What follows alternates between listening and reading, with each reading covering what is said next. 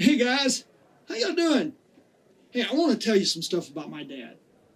Now, I don't know if your dad was like my dad, but my dad was like a gypsy, but not in a cool way, with the colorful clothing and the cool gypsy music. No, more in the dilapidated gypsy wagon kind of way. Now, don't get me wrong. He was an enterprising guy. I mean, the dude had his own business. Way too many kids. And let me tell you, he had a grip on his wallet that made it like a mini Fort Knox.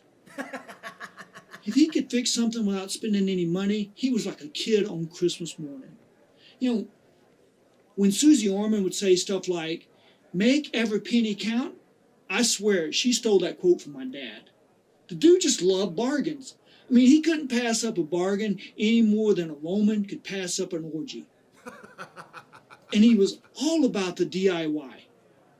The bad thing about it was his stuff usually looked like something that a monkey would do in craft class, but without the monkey craftsmanship.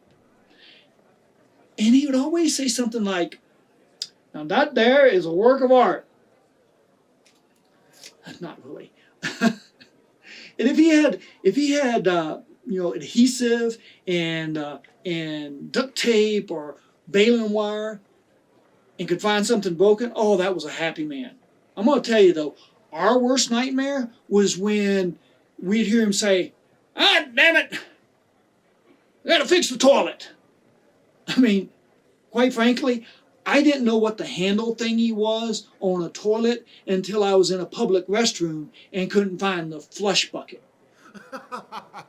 Now, I recall an incident when I was a little kid. My dad and uncle had decided they're going to go into business together. Now, there was a slight snag in this plan. My uncle lived in Denver, Colorado, and we lived in southern Louisiana. Now, everybody familiar with geography knows that you got Texas in the way. And so, all told, it's about a 1,300-mile trip. Now, my dad decided he was going to go on ahead and get started, and Mama was going to bring us up later. Now, I'm pretty sure by now you figured out my dad likes to use resources that he has available.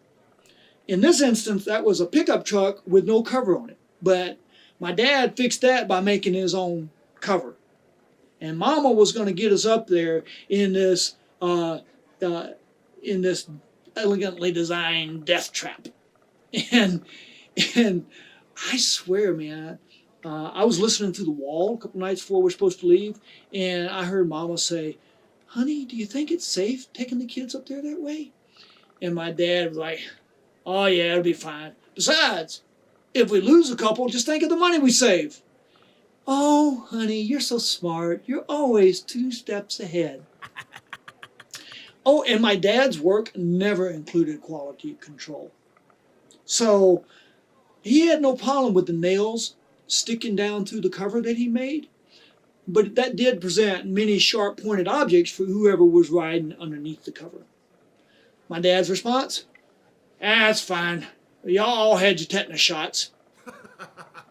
And there was only about 2 feet of cover clearance in there, so the only way you could get under this cover was to lay down. I'm going to tell you, if this would have been my Uber, it would have only gotten a half a star. So, anyway, Dad constructs this thing, and off he goes to Denver, and he leaves instructions for Mama. He says, I want you to get the kids here as fast as you can. I don't want you taking any unnecessary stops for maybe food or restroom breaks, or definitely not hotels. I guess you can stop for gas. So here we go. Mom throws us up in this back of this elegantly designed torture chamber, and off we go to Denver. I'm going to tell you, this is the worst road trip ever. Here we are encased in this coffin on wheels. We're like refugees looking for a border. Hey, mister, can you tell us the way to paradise? I swear we had somebody come up to us when we stopped for gas one place, and he was like, hey, are y'all kids okay? Oh, yes, sir. We all had our tetanus shots. And my dad didn't put breathing holes in this cover. So any bodily odor that emitted from us, like, I don't know, bad breath, BO, or a fart, well, that just kind of hung in the space like a green fog that you had to part with your hands to see beyond the tip of your nose. And those nails that failed quality control, well, if you got any higher than your elbows in this vampire's bedchamber, they were there waiting to make your acquaintance. I can hear them now saying, "Hey, little boy, you want to play like a kid?" And being a hyper little boy, and we're loaded in the back of this thing like firewood going to a chainsaw carving contest, I got to play that game over and over and over and over again. For 1,300 miles, me and those nails had an ongoing battle. Now, I don't remember much about this trip, to be honest with you. Whether we stopped to eat or go to the bathroom or even where we stopped. But I do remember those nails and the jostling in the back of that truck. And my sisters kept shouting at me, "Be still, you little turd!" And "Stop your whining, you little crybaby."